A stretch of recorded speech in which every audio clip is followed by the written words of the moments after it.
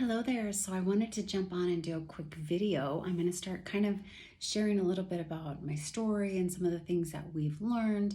And I want to tell you a little story about this journal that my husband got me. So we were visiting Colorado before we moved here, and we went into this cute store in Estes Park, and he purchased this journal for me.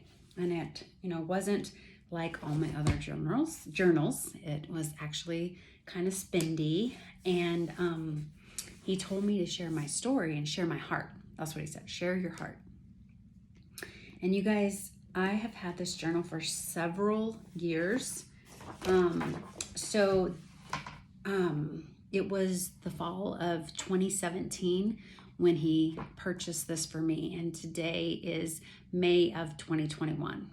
And just a couple weeks ago, I decided to jump in. I was afraid of how to get started, of what part of my story I wanted to share and all that. And so I decided that I was just gonna jump in. And the reason I decided to start writing my story was because I had just been introduced to a book of a story of another mom who had a child with autism. And I was reading through her book and I was so intrigued by her journey. A lot of it lined up to mine. Some things were a little bit different. And so I'm like, I'm on the same journey doing it a little bit different, but it was so just impactful to me to see that she just wrote a story about it and was able to bless other people with it. So one thing that I realized was that I had always said, it's just not the right time. My story isn't over yet. And then I got to thinking, right? If your story was over, you'd be dead. So I wanted to encourage you guys, wherever you're at in your journey, start journaling. Take the nice journal and start sharing from your heart. What's the introduction like to your story? What have you done along the way? What has been encouraging for you? What has been your main and most biggest struggle? Write it down.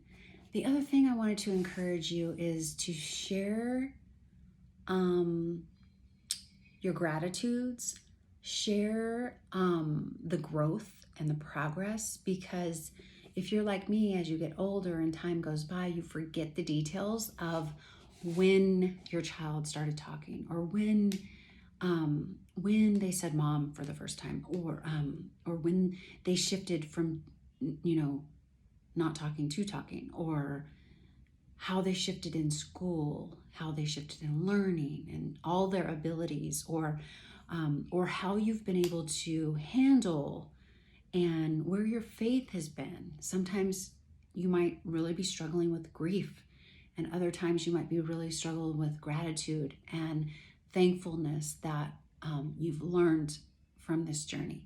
So share that in a book, in a journal. It doesn't have to be super nice. It could just be a notebook. But take some time to write those things down so you don't forget. And because maybe someday you'll be kind of triggered or tugged at to write your own story. In the last few weeks, I've purchased 3 books, or last 3 weeks or so, I've purchased 3 books about autism. And so I am plugging into everyone, other people's stories. And but I'm wanting to share my story in hopes that it would help someone else's journey. My passion would be to help prevent someone from walking through this journey, because I do believe it is preventable. And so I will be sharing that. I also would love to help families who are in the middle of the journey right now.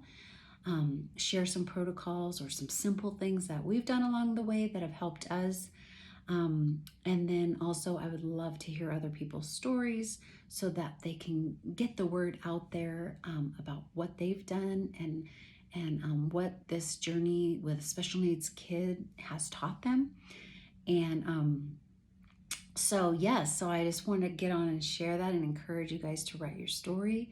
Even the hard times that you're going through, write it out so that you can see the progress down the road. So have a great day.